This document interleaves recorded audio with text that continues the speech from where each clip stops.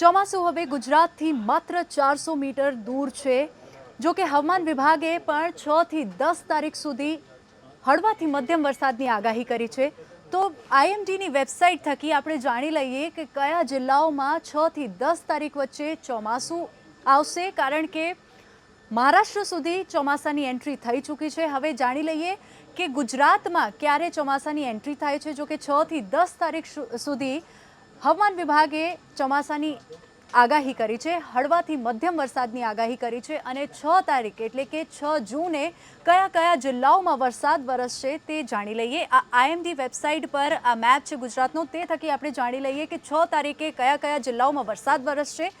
જો કે અહીંયા દાહોદ, છોટાઉદેપુર, વલસાડ, ડાંગ આ વિસ્તારમાં આ જિલ્લાઓમાં વરસાદની આગાહી કરવામાં આવી છે। ફરીથી આપને જણાવી દઉં કે 6 તારીખે દાહોદ, છોટાઉદેપુર, નર્મદા, તાપી, ડાંગ અને વલસાડ આ જે બોર્ડર એરિયાઝ છે, 6 તારીખે આ જિલ્લાઓમાં વરસાદની આગાહી કરવામાં આવી છે। જો કે વાત કરીએ 7 તારીખની, તો 7 જૂને ફરીથી દાહોદ, છોટાઉદેપુર, સુરત, ડાંગ, નવસારી, વલસાડ આ જે યલો કલર આપ જોઈ રહ્યા છો, આ યલો કલર દર્શાવે છે કે આ જિલ્લાઓમાં વરસાદ થઈ શકે છે, કારણ કે જ્યારે ગુજરાતમાં વરસાદની એન્ટ્રી થાય છે તે દક્ષિણ ગુજરાત તરફથી એન્ટ્રી થાય છે અને એટલા માટે જ આ જે બોર્ડર એરિયાઝ છે, જે મહારાષ્ટ્ર અને મધ્યપ્રદેશના બોર્ડરને અડીને આવે છે, આ જિલ્લાઓ જે છે આ જિલ્લાઓમાં વરસાદની 7 તારીખે આગાહી કરવામાં આવી છે। હવે જોઈએ આગળ 8 તારીખે, તો 8 તારીખે પણ સૌથી વધારે દક્ષિણ ગુજરાત, આપ આ જોઈ શકો છો કે દક્ષિણ ગુજરાત સાઈડ આ જે એરિયા છે, આ જે બોર્ડર એરિયા છે, કોસ્ટલ એરિયા જે કહી શકાય, આ કોસ્ટલ એરિયામાં વરસાદની આગાહી છે। જો કે આ છે ભાવનગર, અમરેલી અને ગીર સોમનાથ આ જિલ્લાઓમાં વરસાદની આગાહી કરવામાં આવી છે। જો કે દાહોદમાં તો યથાવત છે, દાહોદમાં સૌથી વધારે જે છે તે સિસ્ટમ સક્રિય થશે, કારણ કે સાયક્લોનિક સિસ્ટમ જે સક્રિય થઈ છે તેના થકી આ જિલ્લાઓમાં અસર દેખાશે।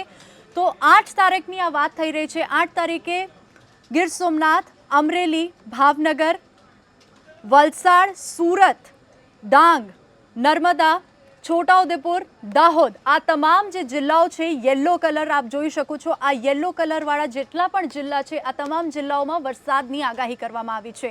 હવે વાત કરીએ 9 તારીખની, તો 9 તારીખ આ જે ગ્રીન કલર છે, આ ગ્રીન કલર દર્શાવે છે કે અહીંયા કોઈ પણ પ્રકારની વોર્નિંગ નથી। જો કે આ યલો ભાગ તમે આ ગુજરાતનું જે જોઈ રહ્યા છો, આ તમામ યલો જિલ્લાઓ જે છે આમાં વરસાદની આગાહી છે। હવે જિલ્લાઓ વધી ગયા છે 9 તારીખે, તો અમદાવાદમાં પણ 9 તારીખે વરસાદની સંભાવના છે।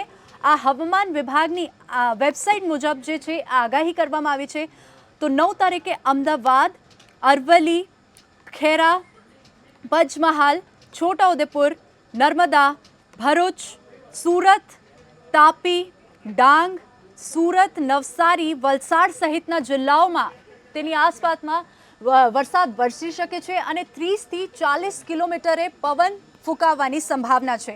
જો કે ગીર સોમનાથ, જૂનાગઢ, અમરેલીમાં પણ વરસાદની સંભાવના છે। આ છે 9 તારીખની વાત। હવે વાત કરીએ 10 તારીખની, તો 10 તારીખે વરસાદના જે જિલ્લાઓ છે, જ્યાં જે જિલ્લાઓમાં વરસાદની સંભાવના છે તે પણ વધી ગઈ છે। 9 તારીખે સૌથી વધારે યલો એરિયા છે તે દેખાઈ રહ્યું છે, તો સૌથી વધારે દક્ષિણ એરિયામાં તેની અસર દક્ષિણ ગુજરાતમાં તેની અસર દેખાશે અને સાથે જ જે સૌરાષ્ટ્ર અને મધ્ય ગુજરાત છે ત્યાં પણ હળવા થકી મધ્યમ વરસાદ વરસી શકે છે। તો સૌથી પહેલાં જોઈએ કયા કયા જિલ્લાઓમાં વરસાદની આગાહી છે।